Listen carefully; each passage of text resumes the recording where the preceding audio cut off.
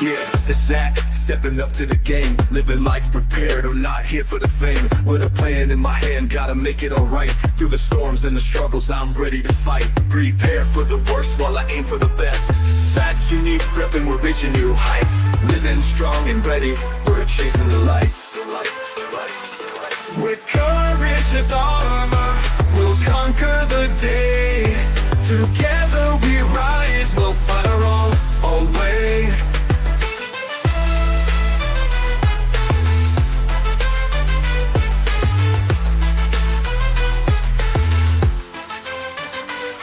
Stacking knowledge and skills, I'm building my base. In this world of chaos, I'm finding my space. No fear in the hustle, I'm sharpening my tools. When the world brings the waves, I'm breaking the rules. Stand tall, keep grinding, never lose sight. Yeah, Zach's unique prepping, we're reaching new heights. Living strong and ready, we're chasing the lights. With courage as armor, we'll conquer the day. Together we rise, we'll find our own way. We'll find our own way.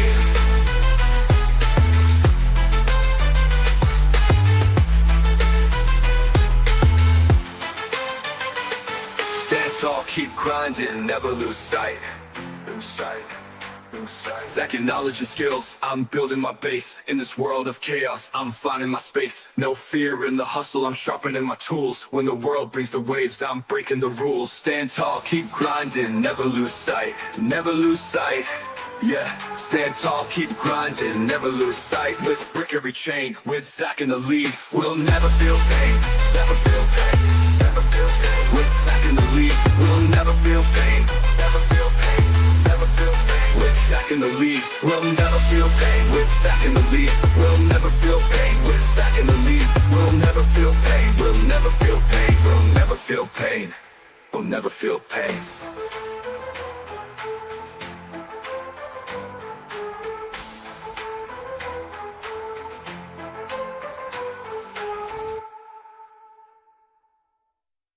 Welcome to Unique Prepping.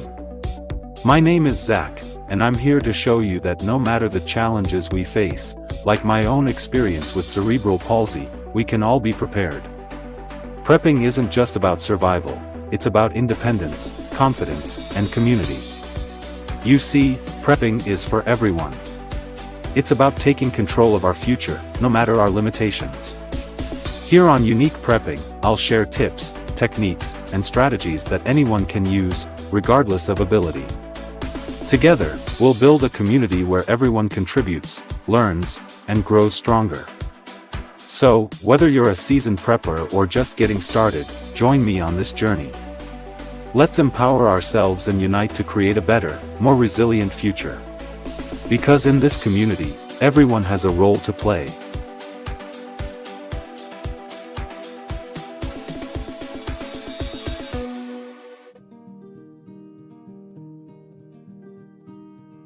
Disclaimer.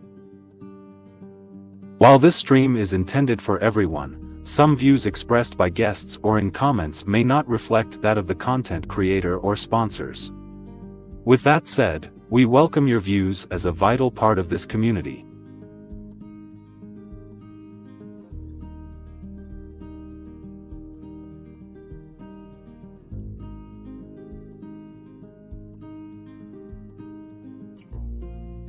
And now it's time for Unique Preppings Community Live Stream.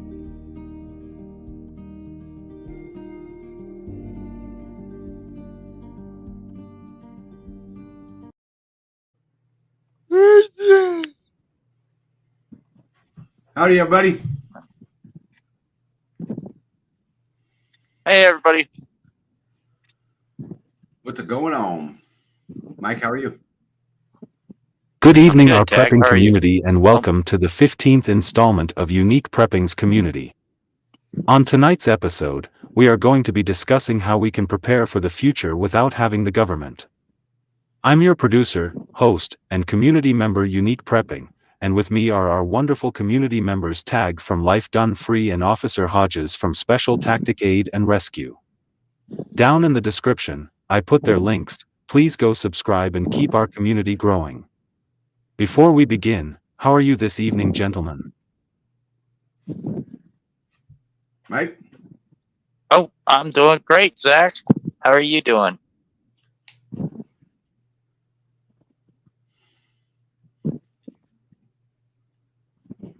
That's good, and I'm doing good. Thank you for joining me on this crucial topic. In today's world, many of us rely heavily on government systems for basic needs such as food, water, healthcare, and security. But what happens if these systems fail or are no longer available? How can we ensure our survival and protect our loved ones in such a situation?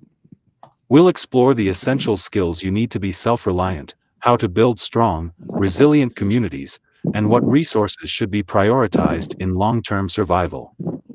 Prepping is about more than just stocking up supplies. It's a mindset of self-sufficiency and trust in God's provision. As Proverbs 27 verse 12, KJV, says, "A prudent man foreseeth the evil, and hideth himself, but the simple pass on, and are punished." By being wise, planning ahead, and understanding how to live independently, we can thrive no matter what the future holds.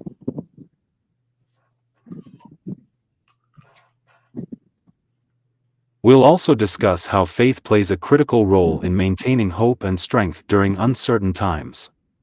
Our relationship with God provides not only guidance but also the courage to face challenges head-on. Through biblical principles and practical advice, we aim to equip you with the knowledge and tools necessary to prepare for a future where government systems may no longer be reliable. Let's dive into these vital discussions and learn how to rely on ourselves, our community, and most importantly, on God, as we prepare for an uncertain future. Do you have anything to add before we get started? No, just what a great way to end the day, right? There you go.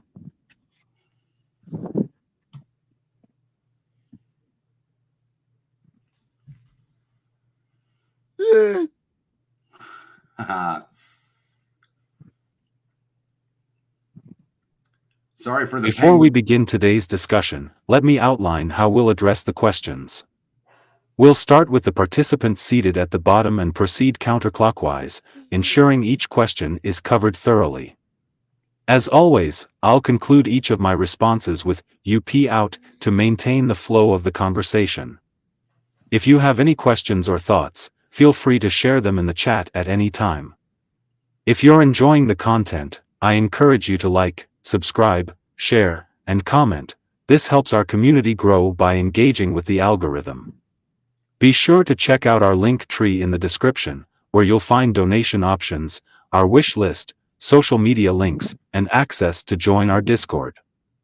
You can also explore our merch store for the latest items. Thank you for being a valued member of Unique Prepping's community.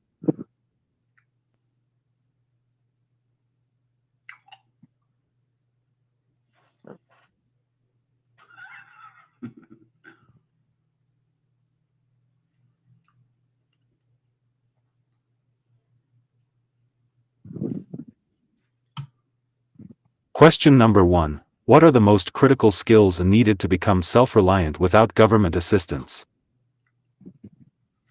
So I think he said we start at the bottom and work our way around. Is that right? And it appears to me that Yeah. I'm on the bottom. Is that accurate? Yeah. Yeah, this is such an interesting question. And I think, a lot of people would talk about learning to grow your own food and all of that stuff. But I think it starts way simpler than that. And I think it comes down to your headspace. It comes down to having a good attitude and having good commitment to what you're doing. And so I think the most critical skill you could have is the right headset. Because I think, whether it's your own food or your water or whatever, it's going to suck, right? So I think with the right attitude, I think that's probably the single most important skill that you need to master is the ability to control yourself. Is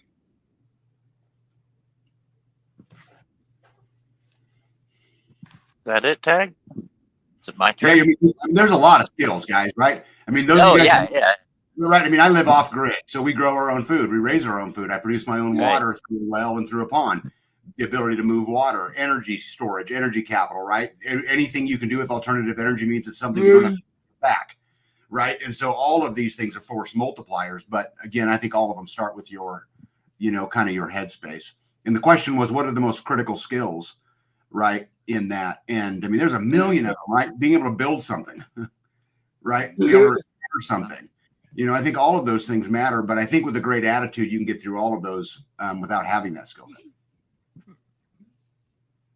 Yeah. Well, I guess tag is just gonna segue into what I was gonna say. I made a list here because Zach, was gracious enough to give me the questions before, so I did a little research to make sure. Yeah. Sorry, tag. Yeah, all you had to do was ask. But yeah, so some of the skills that Tag was talking about, first and foremost, yeah, you got to get in the right head space. And so to become totally unreliant of the government for, headspace, and then get financially independent, learning useful skills such as do-it-yourself projects, learning how to build stuff. One way is always question mainstream narratives. Another thing you need to learn, and a skill, is taking personal responsibility and preparing for disruption or hard times. Off-grid living is what TAG does, and the way that you become financially independent is you get into entrepreneurship. You start doing stuff on your own. You create your own little business. Get into the do-it-yourself culture, learning to go and do plumbing, do electricity on your own. Start learning skills such as how to hook up solar power, how to use hydro power or wind power, and come up with your own setup like that. Homesteading, minimize digital you want to minimize your digital footprint, is one thing. Gardens, start getting into individual gardens and community gardens. Emergency preparedness, skill sharing is another good thing. Those that are in your community, somebody in your community might know a certain skill. Let them teach you that skill, and you in return teach them a skill that you know. And sustainable living practices. So those are just a few of the skills that you would need to accomplish in order to become unreliant to the government. You want to become self-sustaining, not only individually but also as a community. I think those are all really, really great things, that you talk about there. It's such a big, complex thing. The government does a lot of things, but if you look back not very far in time, it really didn't do that many things. And we've had a non-representative government for a long time. We have a president today who's not in charge. We have all of these things going on today. Have you missed Joe Biden? Have you noticed? Because I haven't. I don't think it'll be that difficult. And by the way, I want to say, Zach, to you, that I did not get the questions up front. You must have been talking to Taylor Swift, and he instructed you not to send me the. I will talk to him about this issue. Right. Well, we're just teaching you how to get self-reliant there, Tag.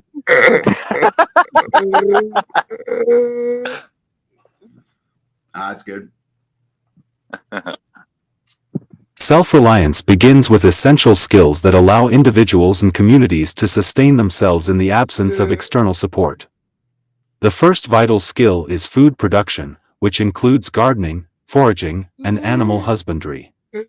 Growing one's food ensures a sustainable supply, independent of grocery stores or food assistance programs.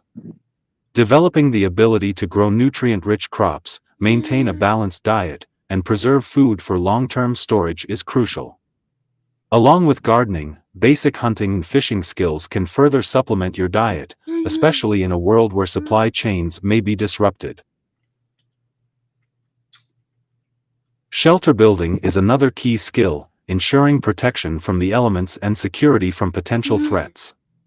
Understanding how to construct or repair a home, create insulation, and maintain heating and cooling systems is invaluable. Along with this, basic carpentry and handyman skills allow you to maintain infrastructure, whether that's building furniture or fixing leaks. Water sourcing and purification are also critical. Without access to government-regulated water systems, knowing how to collect rainwater, locate clean water sources, and use filtration methods can mean the difference between life and death.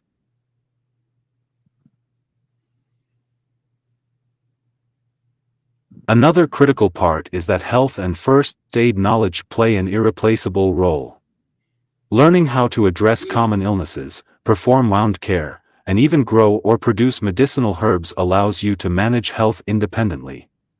These skills align with the biblical principle of stewardship over one's resources and body.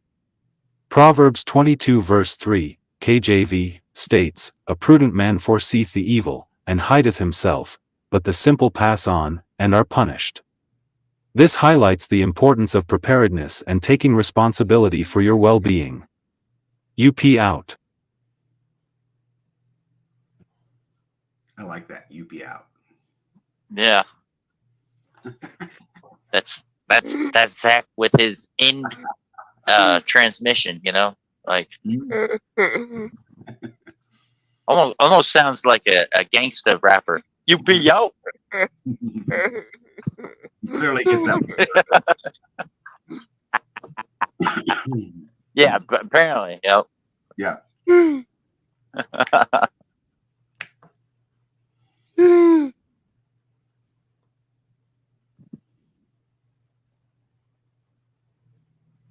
I guess we're ready for number 2. There we Yep, here we go.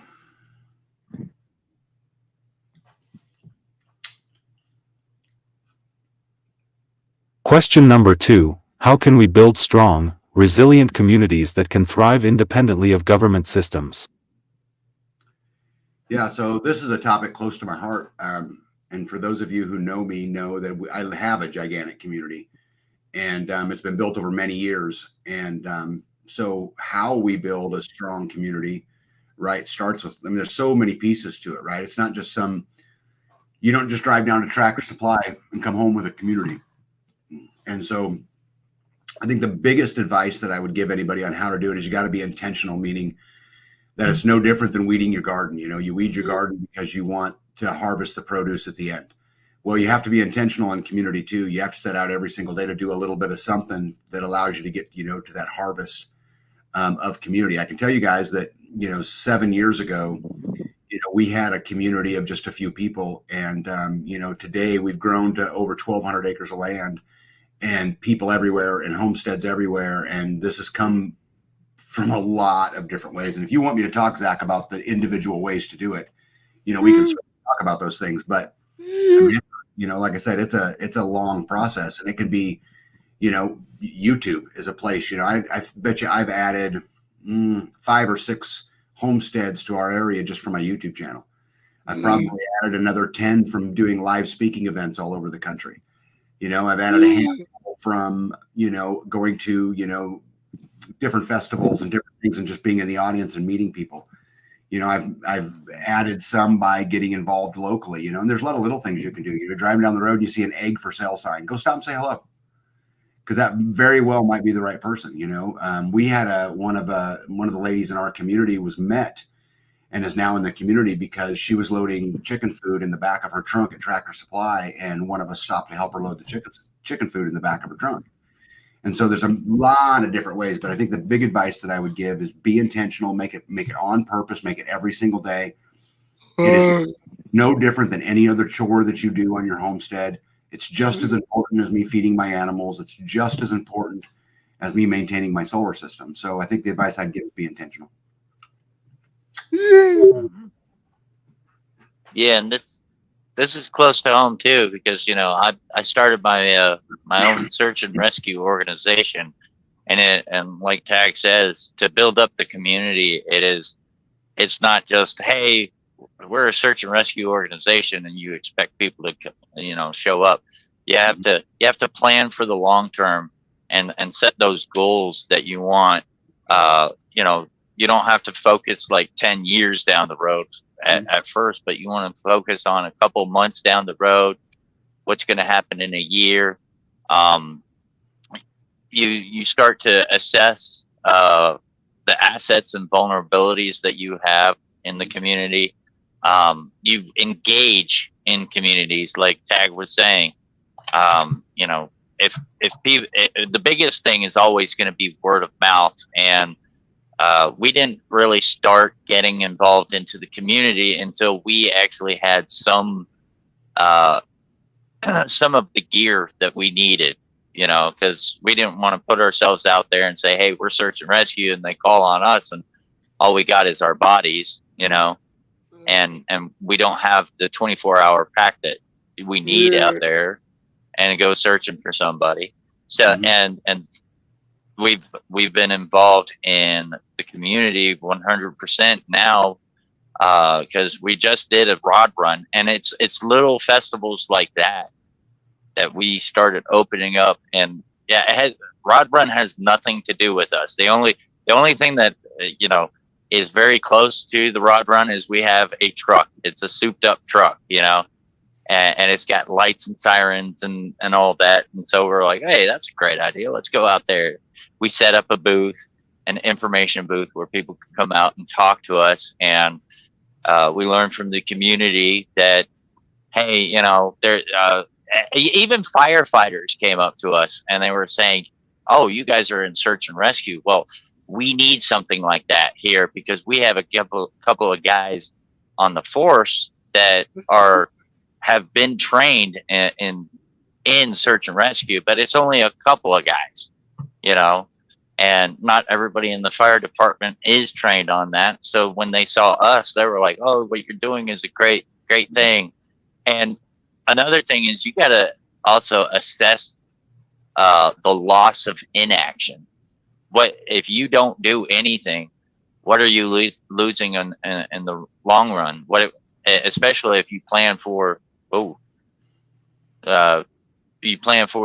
long term ahead of time. What's going to happen if you don't enact? And develop strong leadership, collaborate regionally. Ensure inequity is one of the things that I have known, because, you know, like, you don't want anybody in the search and rescue to feel that they are not wanted there.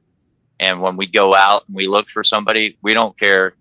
We're not asking them, you know, their family, hey, what is their political leaning? Hey, what is what's their view on this? What's their view on that? We don't do that. That's, you know, you want a strong community, so you have to kind of deal with the differences that you may face, you know, and understand that. And so that's basically what we do, is we get out there and we let it be known, and slowly we've gotten more and more attention. And the same thing with like sponsors, you know, we've gotten more and more, wow, that light is bright. Oh, God said, let there be light. It's almost like it was on cue. Like I said something and it's show me the light. But you know, it's getting yourself out there, and you have to do the work. Like, you know, you try a couple things and you're gonna fall down. You're not gonna be successful, but it's what you do afterwards. It's you pick yourself back up and you continue on, and you're gonna slowly see that the community is gonna get together more. They're gonna see how hard you're working, and they're gonna be more appreciative. And that's what I've got for that. Yeah, I'd like to add real quick. I think there's something important that you said there, and it's true. I think in every community, is that you kind of earn a social credit score in a lot of ways. And, you know, you do, because if someone picks up the phone and says, you know, hey, Tag, come help me on my basement, or come help me build this barn, or whatever it is. And then when it's my turn to need help and nobody shows up, you kind of learn right, on that, it's kind of I hate to use the word social credit score because, we run against them so much, and, in Right. these circles, but you kind of earn an energy capital credit score. Maybe that's a better way to say it. And the Right. cream, There you go. the cream rises to the top, and those who are unwilling fall to the wayside. It's how it'll work out naturally if you create that culture that empowers people to do exactly that. Well, Building strong communities is central to thriving without government systems. This begins with cultivating trust and shared values within the group. A successful community must be unified by common goals, such as survival, faith, and mutual aid.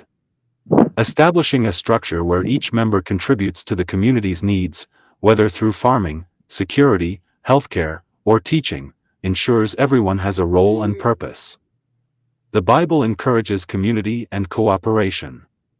Ecclesiastes 4 verses 9 to 10, KJV, says, "Two are better than one, because they have a good reward for their labor. For if they fall, the one will lift up his fellow." Communication is another pillar of a resilient community. Open and transparent discussions foster a sense of belonging and reduce conflicts.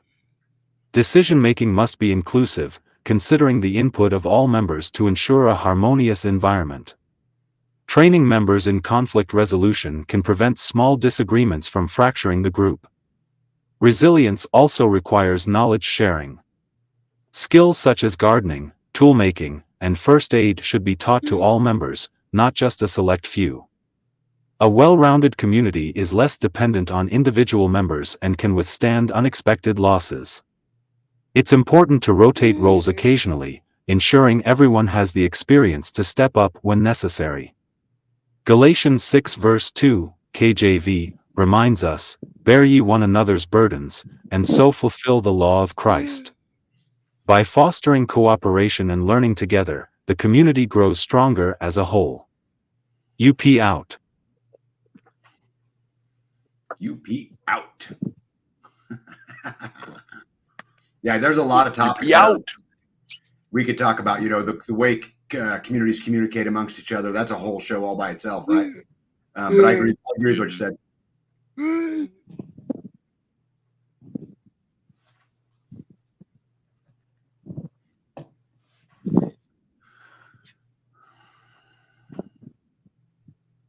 Question number 3. What resources should be prioritized when preparing for long-term survival in a scenario where government support is unavailable? This is a big question. So I think this is a little bit dependent upon the situation you're in. Let me explain real quick. So I came to this world as a prepper. So the first 20 years or 15 years of my life this way, I was a prepper before I was a homesteader. Today, I look at it very, very different. In fact, I barely prep anymore. I don't hardly stack anything on the shelf. And let me tell you why. Because I store my food on the hoof and in the seed. I store my energy in the sun and in a tree, right? So it's just done. I just do it different now. So we talk about what resources should be prioritized when preparing for a long-term survival. And for me, it's going to be making sure my cow herd is healthy and, running, and that I've got plenty of chickens and I've got plenty of firewood and I have backup, parts for my solar system.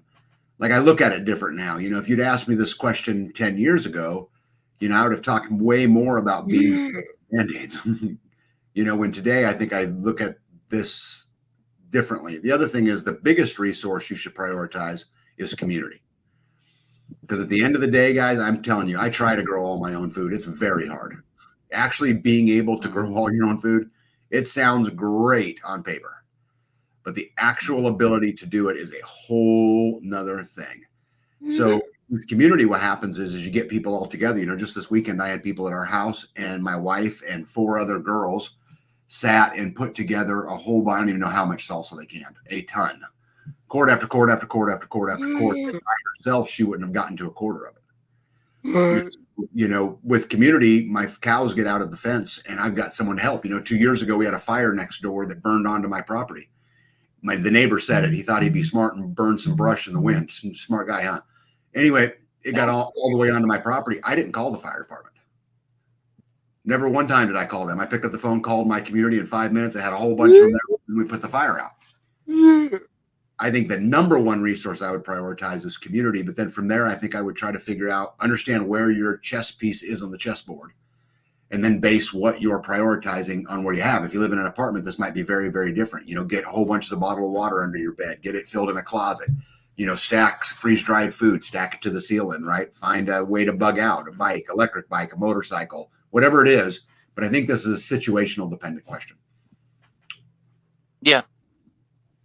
Yeah, I agree with the tag on that. It's every individual is going to prep and prioritize in a certain way. But if we're going to be chosen on this, to be more specific, the thing I would say is first you gotta know the risks that could potentially happen. You got to make a plan, and then you have to take action and execute that plan. And most people in the chat and watching this would say you have to prioritize food and water, because if you think about it, you go by the rules of three. You can only survive 3 minutes without oxygen. You can only survive 3 days without water, and you can only survive 3 weeks without food. But I used to love watching the TV show The Colony, right? And it was kind of a social experiment. They did 2 seasons of it, and it was this hypothetical.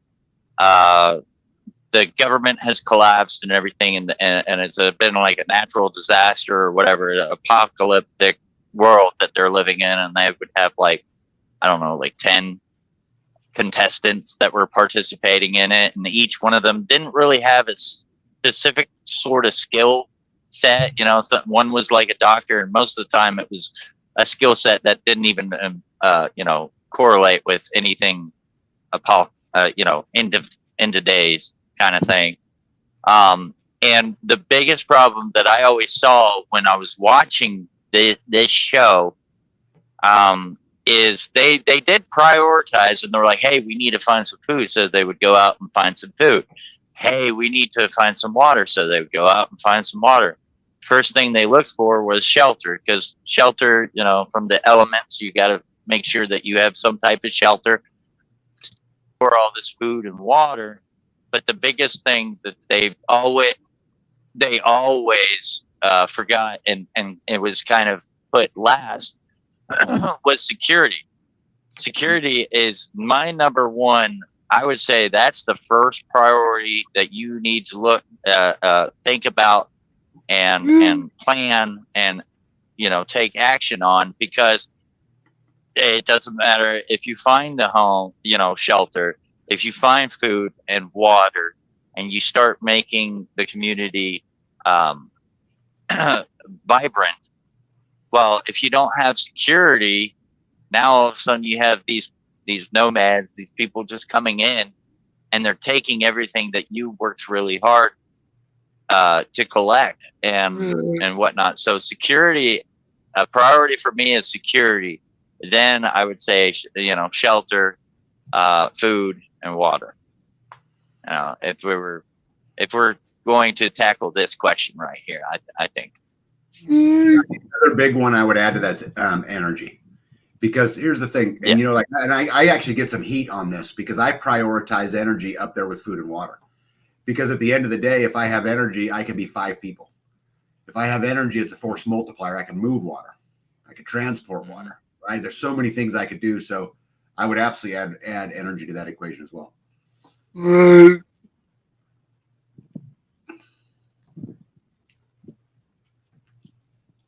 In preparing for long-term survival without government support, certain resources become indispensable.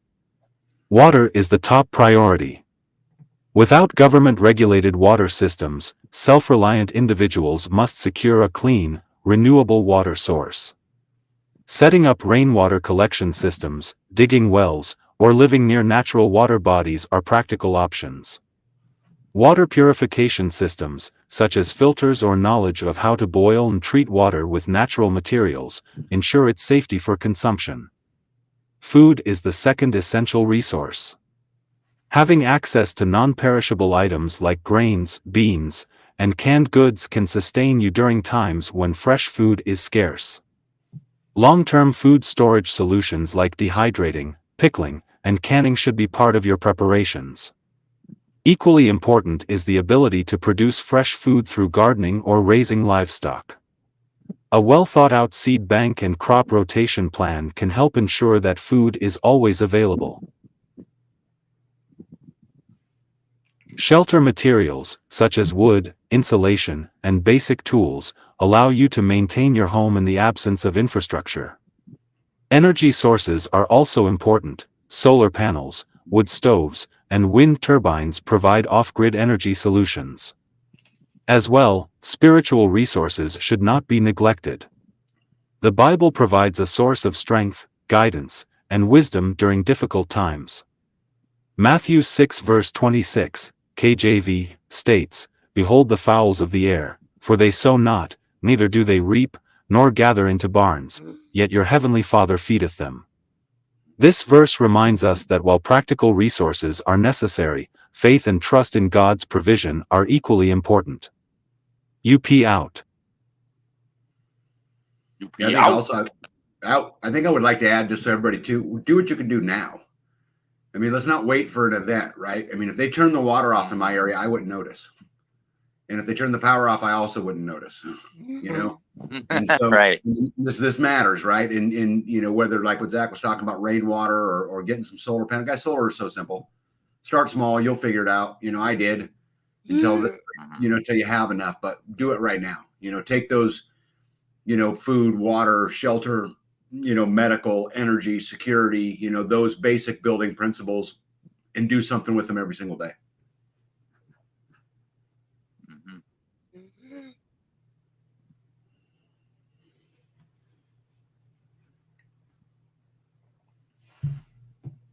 Question number 4. How does faith play a role in maintaining hope and strength while prepping for a future without government involvement? Oh, goodness, Zach, you were going to ask this question, aren't you? Yeah, you know, I've been very vocal about my faith, and I just struggle with it, just to be direct as I can. I know a lot of people, and I'm speaking into the community, that it's the building block of what they do. And they rely on it for guidance. They rely on it for a lot of things. But, you know, for me personally, you know, again, I struggle with where that is. And, you know, it's not that I'm a non-believer, because that's not it. But it's also not that I'm a believer, right? I'm somewhere in the middle of all of it, trying to figure out where I'm at. And yeah, I've been very vocal about this on, you know, on my channel. So I think regardless of what you believe on it, that faith, I think, helps people or delays people doing horrible things. You know, that faith kind of protects the community in a lot of ways that way. But I'm probably not the best one to answer this question because, again, I struggle with my faith. Oh, that's okay. That's okay, Tag. I think everybody struggles with it. But I'm gonna answer this question as a Christian in a different way. Okay, and some people may be upset with me. Some people may not be upset with me, but okay. Faith and hope are two different things. Faith is the result of current belief system as shaped by experience, and hope is the product of desiring a future state of affairs. And I believe that personally, people can have faith without believing in God. They can have faith without believing in Jesus Christ, and they can survive just as easily as someone who does believe in God and does believe in Jesus. Because faith, you know, with hope, more it's going to be more of hope than it would be faith. But hope, as by the definition of desiring a future state of affairs, people are going to hope for the best to come. They're going to look at everything that they have strived and worked so hard for, and they're going to hope to get into it. Now, as a Christian, having that faith in Christ, you know that what the Bible says, and I'm not going to try to get too preachy, but I'm trying to be kind of in the middle, because I know Zach, faith, and I just learned tags, so I'm going to kind of be in the middle and say that there is always going to be that faith, even if you don't have the faith in God or Jesus, you're going to have the faith in your community. You're going to have those individuals in your community that may be more Christian than you, or maybe are really good leaders. And so you're going to have faith in them to lead the community through the hard times. Or if you don't have faith in a certain somebody, guess what? It's probably everybody has faith in you, to lead them through these hard times. So knowing that you may be the person that everybody looks up to, roll with that. You made the plans, you made the sacrifices, you made, you carried out. You didn't sit around and have no action whatsoever. So now people have faith in you. So yeah, I mean, faith is going to get you through, whether it's in faith in Christ, faith in God, or it's faith in each other. You're going to have that faith no matter what your belief system is. Yeah, I think that's a really good answer. I do have faith in my community, and I also believe that God helps them who help themselves. And so I have plenty of belief in that. We're going to go do the right thing, and then in the end, it's going to work itself out.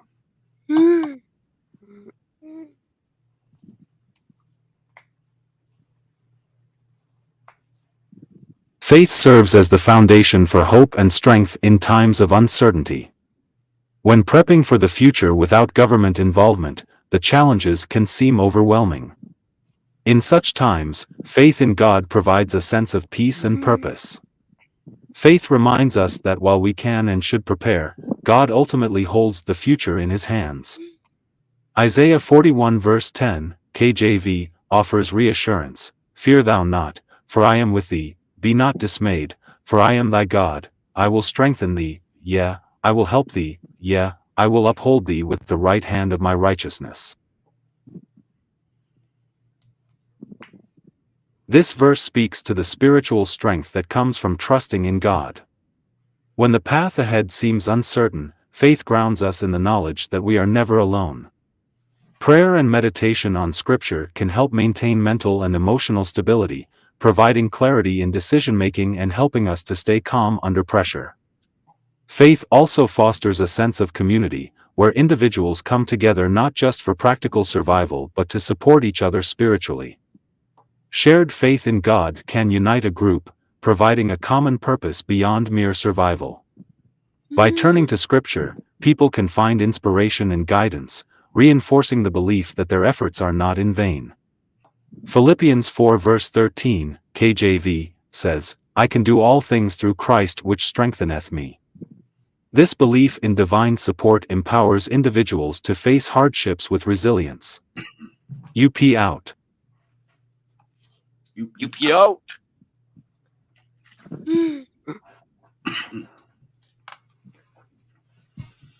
That's cool catchphrase at the end. I like it.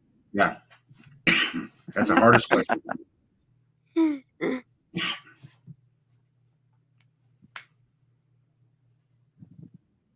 Yeah, see, I Question told you number there's going to be 5. a lot of What people. lessons can we learn from past events where people successfully survived without relying on government infrastructure?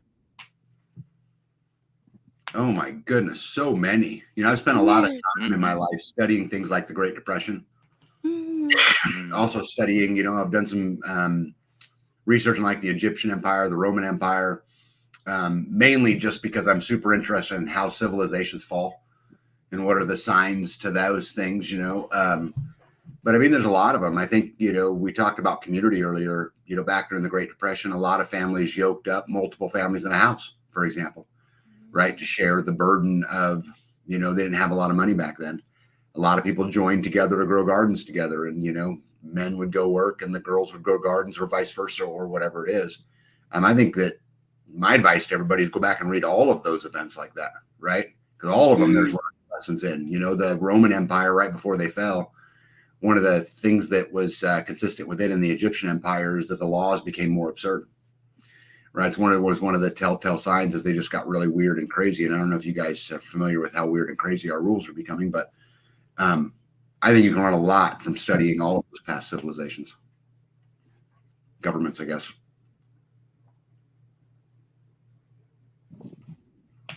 Yeah.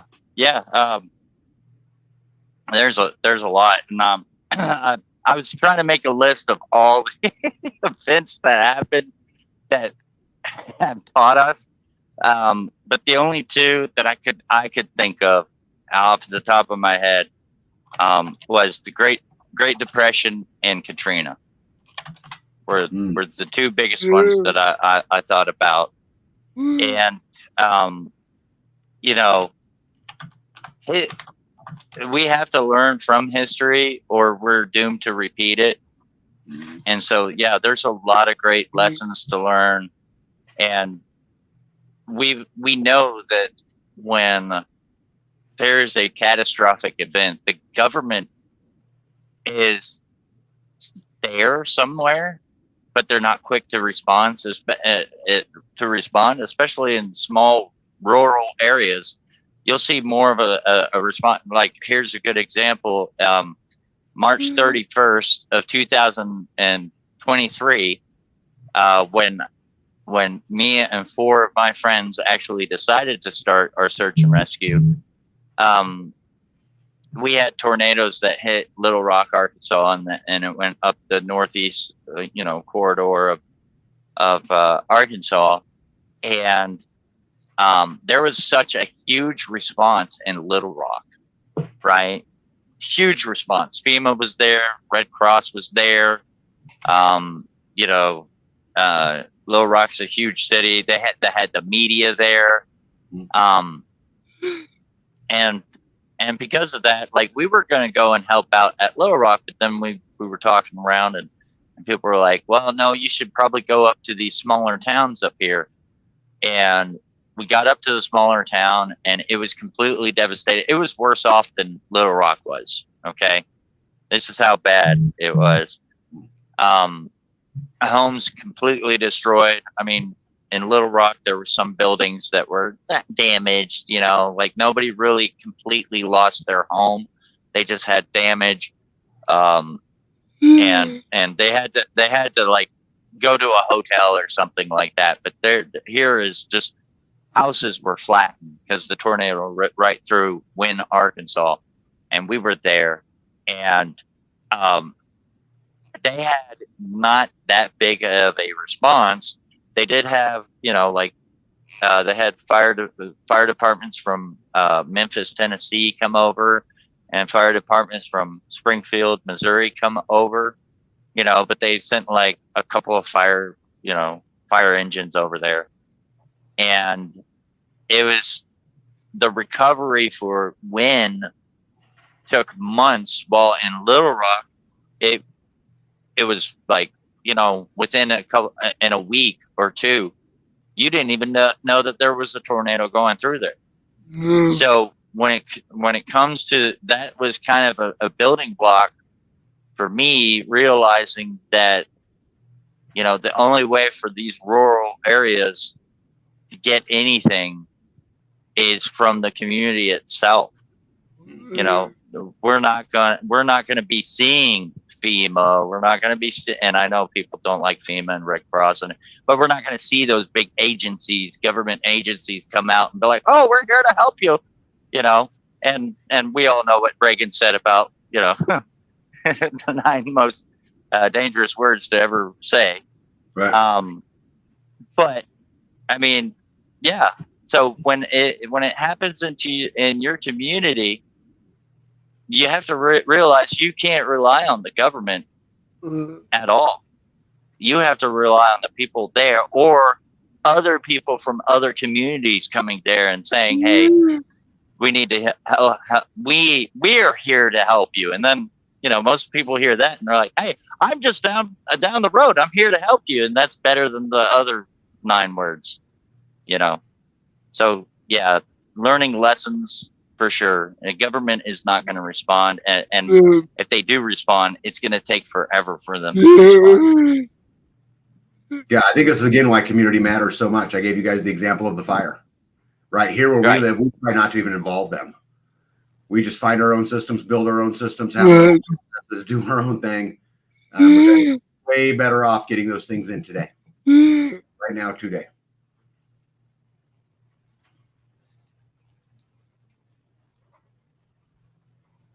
History is filled with examples of people surviving and even thriving without reliance on government infrastructure. One of the most prominent examples is the early pioneers who settled in remote areas of the world, relying on nothing but their skills, faith, and communities. These settlers built their own homes, grew their own food, and created close-knit societies that operated independently of any formal government. From them, we learn the importance of resilience, determination, and adaptability. Another lesson comes from the Great Depression. During this period, many people were forced to become self-sufficient as government aid was scarce. Families learned how to grow their own food, repair their own homes, and barter for goods and services.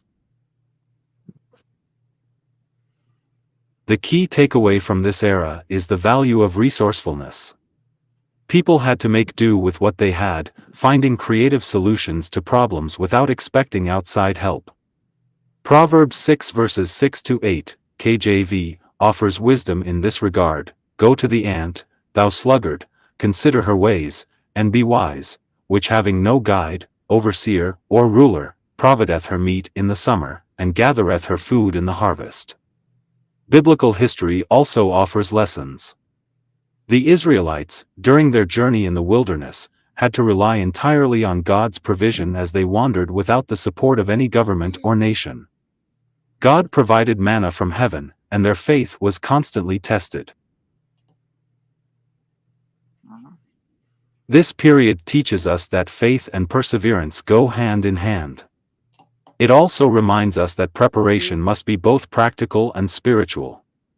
Acts 20 verse 35, KJV, says, I have shewed you all things, how that so laboring ye ought to support the weak, and to remember the words of the Lord Jesus, how he said, it is more blessed to give than to receive. UP out. Hey, Zach, I think the one thing I would say to your statement is that even the pioneers and even the settlers needed the trading post, right? They still had to go get salt, right? They still had to go get wheels for their wagons. They still had to have that type of economy of some type, whether it's a parallel economy, a counter economy, whatever it is, but they had that too. Mm-hmm.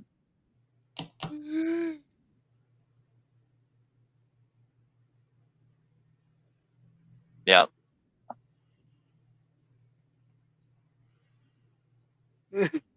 That's a great rugged and doesn't mean we live in life independent. Yeah. I would actually argue the individual sovereignty is the thing I think that most benefits a community. That a communal approach is what got us where we're at. Individual sovereignty approach would how you go back to having that strong culture. Yeah.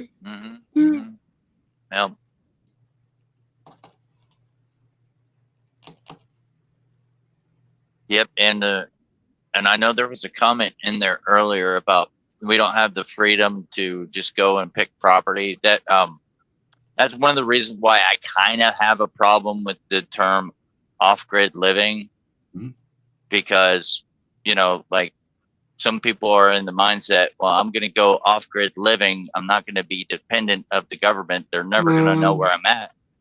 But I'm like, you brought the property, right? You had to buy the property, so the government knows where you are because of the property. And so that's not true off living to me. True off living is I'm going to go pick a piece of property in the woods somewhere. Nobody knows. I didn't buy it. I just, I claim this in the name of mayhem, and start building. That's all good. Mike, so let me show you my definition, and I'll see if this will help you. So I consider myself to live off grid, because off grid to me, what it means is away from the grid, away from the utilities. I produce my own power, my own water, my own sewer. I have no mortgage. I have no car payments. I have no debt. I'm out of the grid. But I'm not off matrix. And I don't know how you ever get off matrix. Off matrix to me is I don't have a plant that makes oil filters for my skid loader.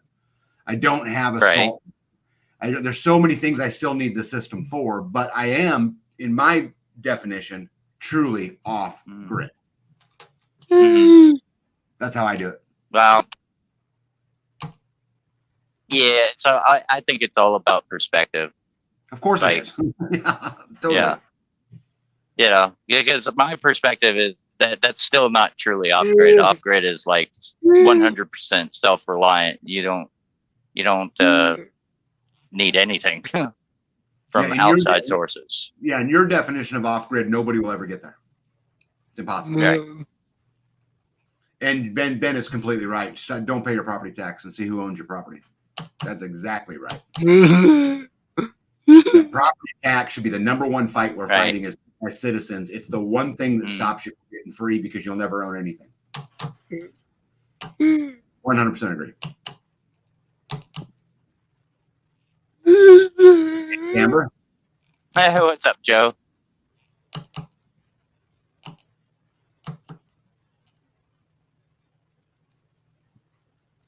Any final thoughts on today's discussion? Yeah, I think I'll go back to what I said earlier, which is get started now. You know, this idea that you can run off into the woods with, you know, some seeds in your pocket and build yourself a little cabin and live a life, that would be a very hard life. And trust me, someone coming from someone who tries to do it all for myself, getting there is really, really, really, really hard. You know, I would also prioritize, like I mentioned earlier, energy is such a big deal because it's a force multiplier. With energy, I move water from my pond to my turkey, right? I don't have to carry it.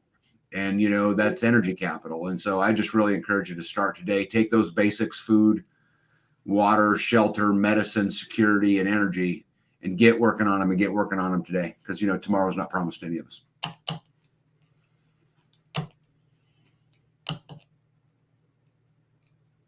Yeah. I would agree with Tag. You know, start, and it takes time. It takes experience. You know, you gotta crawl before you walk, and you gotta walk before you can run. So, you know, especially I would say don't listen to these prepping channels that like tell you that it's too late to start right now. It's never too late. You know, if you want to get into that mindset of starting to prep and be less, it's taken me like years. It's taken me about 3 years to have my own food at home, chickens, you know, and I'll tell you what, an egg from a free-range chicken, it tastes so much better. It really does. You know, get you a couple of chickens, and if you can't, you know, like it's all about where you're at too. Like, you know, if you live in a city, you're gonna be prepping a little bit more differently than say myself or Tag or Zach. You know, and hell, all three of us prep differently because of the areas that we live in. You know, I'm in Arkansas, Zach's in Colorado. You know, like he's not gonna have the same foods in Colorado as I'm gonna produce that I'm gonna have in Arkansas. You know, and same with Dak. So it's, you know, yeah, and start prepping books too. Please do that. Start prepping books, because when shit hits the fan, you're not gonna have the internet. Start collecting a lot of those do-it-yourself books, survival books, everything. What you got? Oh, yeah. See, like Zach right there.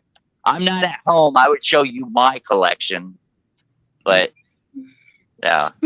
You know, I think, Mike, you said something really important there. You know, we talk about the building basics, right? Food, water, shelter, medical, energy, security, but knowledge probably should be added in there.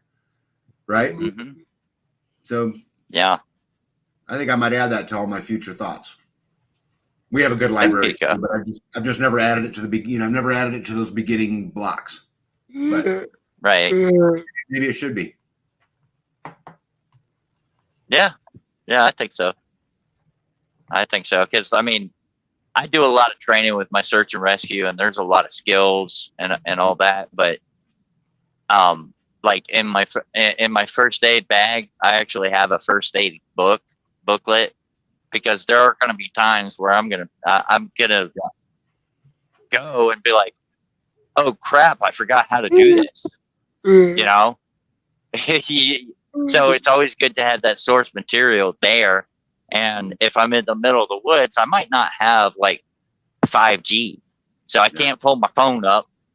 Yeah. You know, so I have my book right there, my first aid book that reminds me how to, properly splint. I'm just using this as an example because that's the easiest one to do. But properly splint a broken bone. You know. Yeah, that's good advice. You're up, Zach. As we come to the close of today's discussion, I hope you've gained valuable insights into the importance of preparing for a future without government support. We've covered essential skills like food production, shelter, water sourcing, and first aid, all of which are crucial for self-reliance. We've also explored how building strong, resilient communities can provide the support we need in times of uncertainty. Together, we've emphasized the role of faith and how it strengthens us, giving us hope and courage to face whatever lies ahead. Ultimately, prepping is not just about survival, it's about trusting in God's provision and learning how to live in a way that honors Him.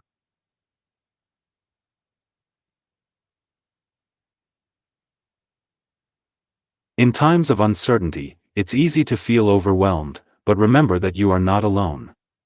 Proverbs 3 verses 5 to 6, KJV, reminds us, "Trust in the Lord with all thine heart, and lean not unto thine own understanding. In all thy ways acknowledge Him, and He shall direct thy paths."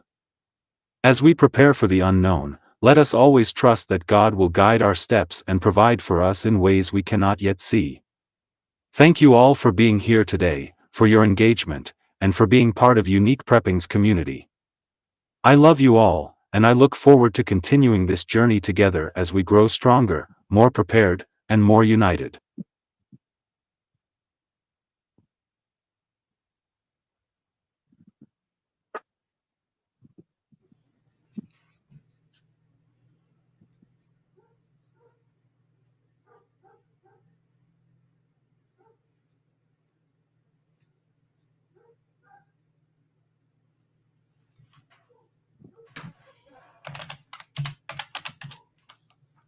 Do you want to hear a rant? Rant away, big dog. Not a rant, Zach. No.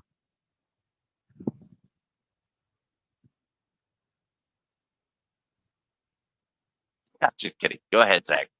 Do it.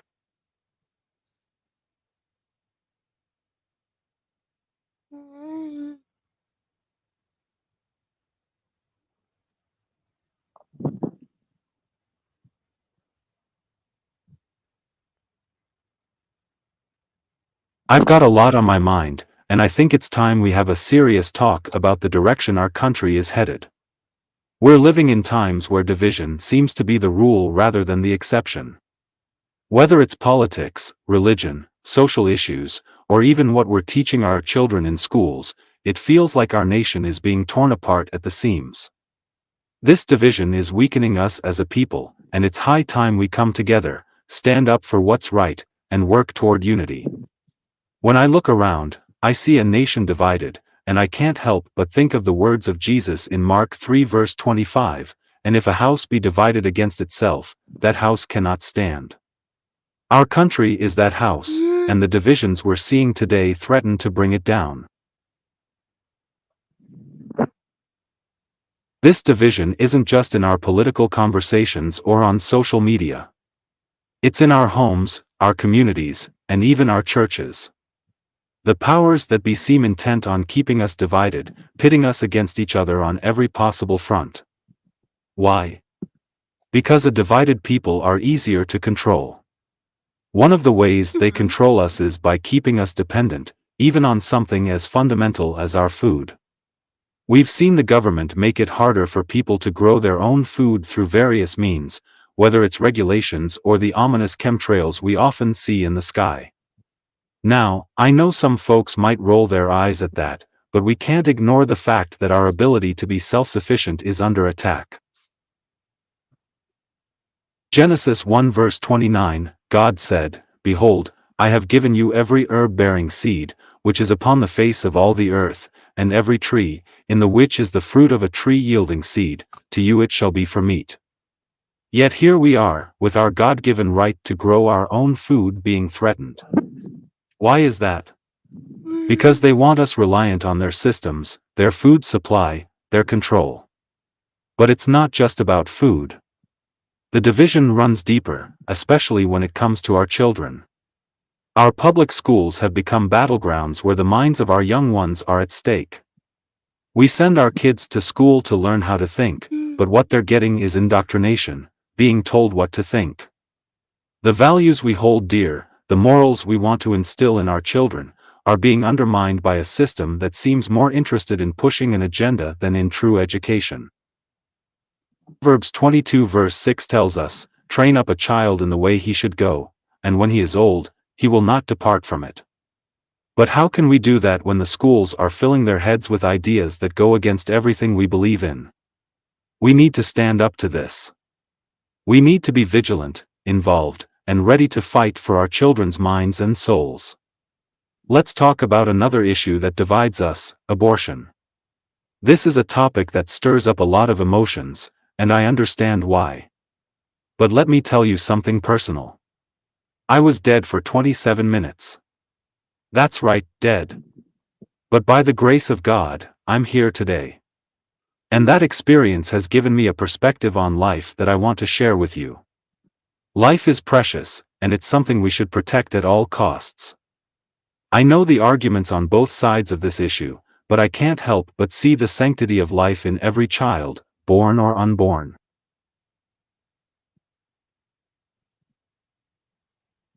In Jeremiah 1 verse 5, God says, "Before I formed thee in the belly I knew thee, and before thou camest forth out of the womb I sanctified thee."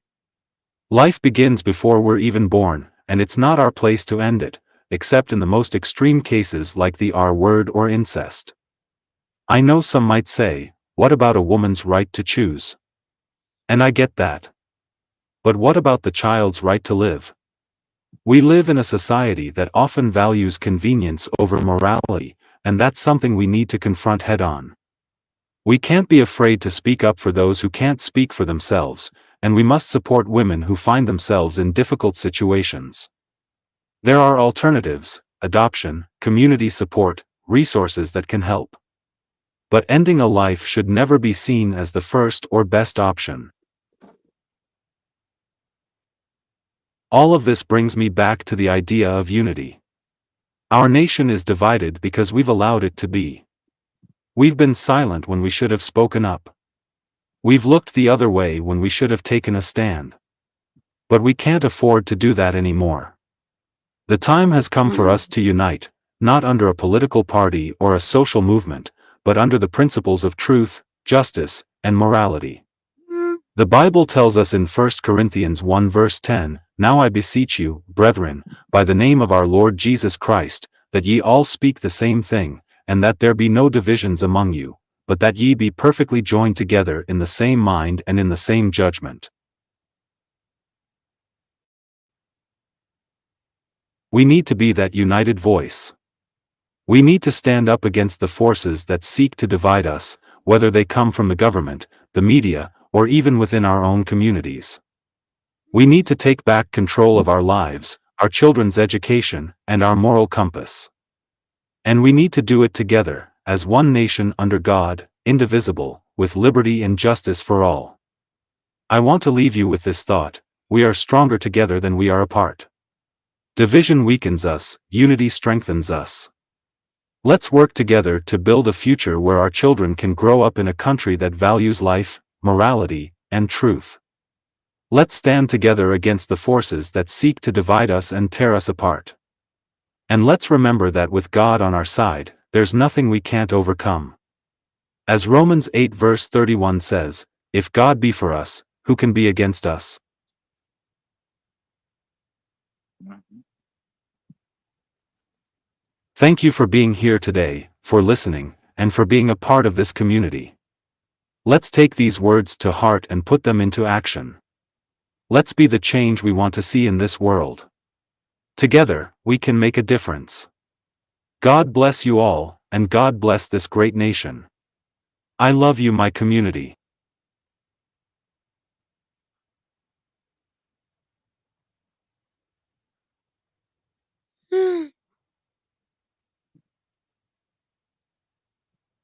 Jazz hands. Zach, thanks for having me on, buddy. Yeah, good to see you, Tag. Yep, good to hang out, Mike. Yep. Hey community, Unique Prepping has partnered up with Hunter Brothers Coffee. It's a veteran-owned coffee company out of Pennsylvania. They sell across the world, and have light, medium, dark roasts, ground or whole beans, and even flavored coffee. If you like to order coffee, use my link in the description of this video or go to my LinkTree. At checkout you'll get a 9% discount. Order you some coffee and help support veterans in need and help get service dogs as well. Thank you, and let's help our veterans since they helped keep our country safe. Thank you for joining me on Unique Prepping. I hope today's content has inspired you to take charge of your own preparedness journey, no matter what challenges you face. Remember, prepping isn't just about surviving alone, it's about thriving together as a community. We all have unique strengths to offer, and when we unite, we can overcome any obstacle. As Matthew 5 verse 9 in the King James Version says, "Blessed are the peacemakers, for they shall be called the children of God." In our prepping journey, let's strive to be peacemakers, supporting and uplifting one another as we prepare for whatever comes our way. If you found value in today's video, please consider subscribing and joining the Unique Prepping family. Let's continue to learn, grow, and build a stronger, more prepared community together. Remember, in this family, everyone has a role to play.